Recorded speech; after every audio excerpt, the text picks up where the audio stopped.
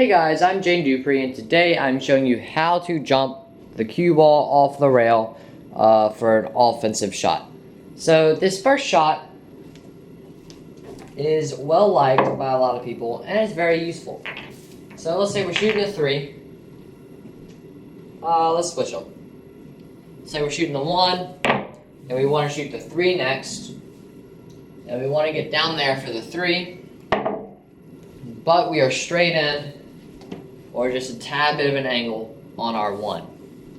Now, with this angle, you might say we can try to force ourselves over there, and that is true. You can try to force yourself over there, but then this is the shot you have. And well, why would you pick this shot if you could be down here just as easily?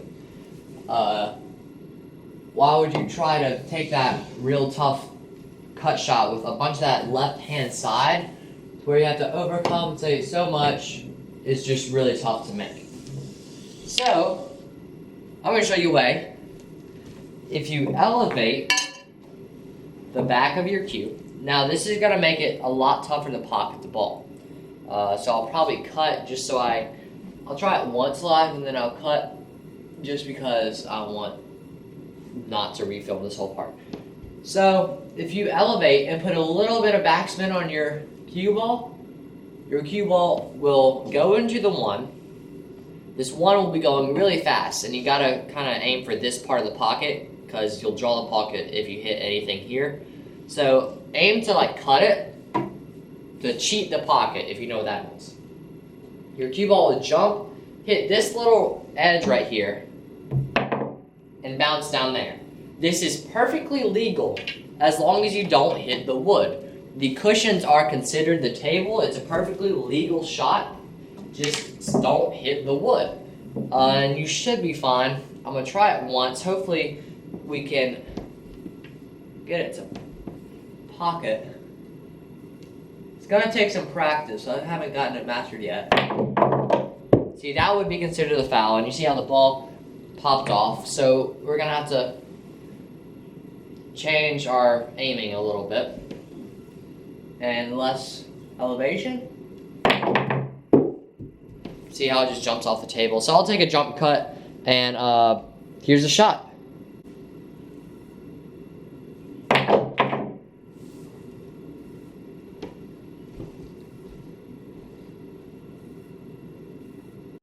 Now the same concept can be used when you're thinning a ball. So, how should I set this up? Let's set a hanging ball up in here. And I apologize that it took so long. As you can tell in my earlier videos that my rails are really loose. So balls tend to fly out of the pockets because you see my cue ball bouncing everywhere when it's rolling at a medium speed. So that should be fixed. But let's say we're playing 9 ball. Or 8 ball. Let's say we're playing 8 ball. And we're trying to get to the 7. Yeah, we're trying to get to the 7. And everything is blocked. So, let's see if I can find another stripe to block it off. Where's another stripe? Here they are. So, we're blocked. Sorry. We're blocked. So, you can thin the 3 ball and jump the cue ball off of this rail. And all you need to do, elevate the back of your cue a little bit, and your cue flies off the table. So you don't need too much elevation. You just need about 10 degrees, just a little bit.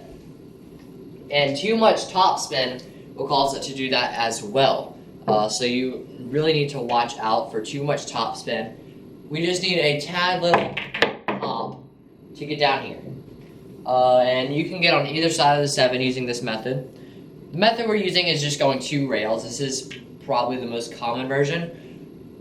But just a little bit of elevation. And you can get down for the 7. So, on our cue ball, I'll show you where I'm hitting. On that rail jump shot that I did, the first shot, we hit about in between the 2 1s. And for that one, we're hitting about in between the 2s and the C. So about right here is where we are hitting our cue ball. Tap at the top spin into the rail. Just a couple degrees of elevation. You should jump off the don't jump off the table like that.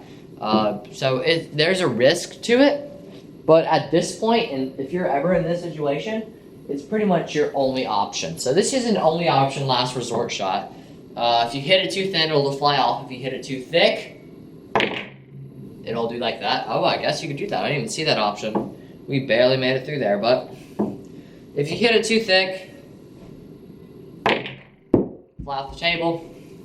So you have to kind of practice with it. Practice on your table. My rails are a little bouncy, as I said earlier, so mine's a little different than yours. Yours will react a lot easier. Yours will take the spin. It can take that amount of top spin. Mine can't take that amount of top spin. I'm getting them refelted, and the rails redone.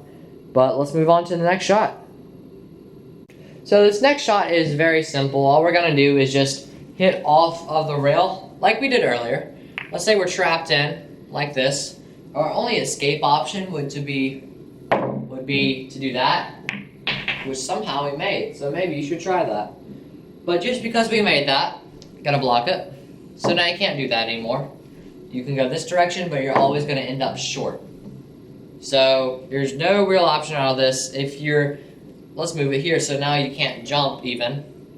You can't jump, and you can't do anything else. So what we're gonna do is we're gonna elevate our cue a little more than last time, about 20 degrees, and we're gonna hit with more top spin than last time. We're gonna hit around this 2, so about where in between those 2s, and we're gonna use a loose wrist, and that should pop the cue ball off this, go down, and make the 3. It's fairly simple, and here it is.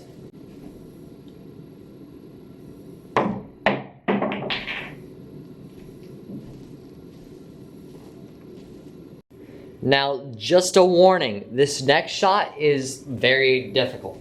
It's a last resort shot. So let's say we are playing 8-ball, and we are blocked from our 9, just because I don't feel like walking over to the other pockets.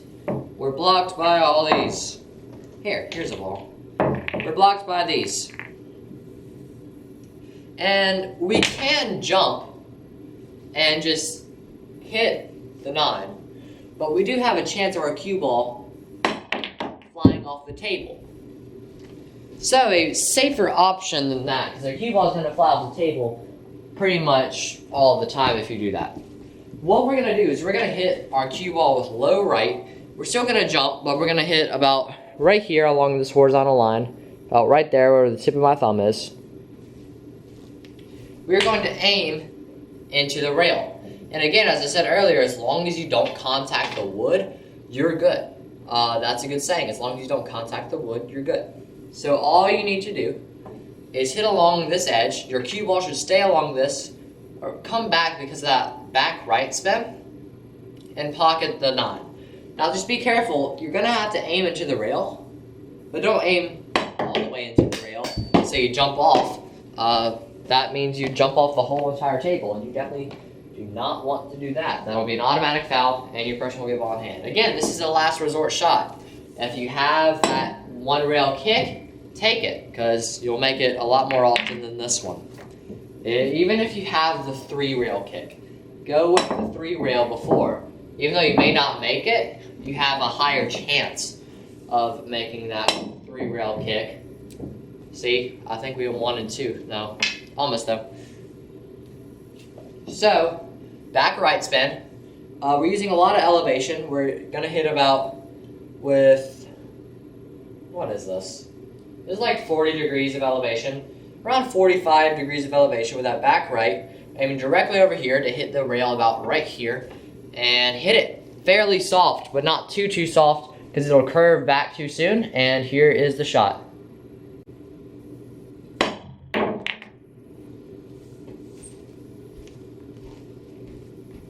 Okay, so just in case you were wondering, that took about 5 tries. So 1 for 5, that's 20%. So It's not great odds. I'm not saying that these are great shots. These are mostly last resort shots, except for that little rail jump right there. That is very easy.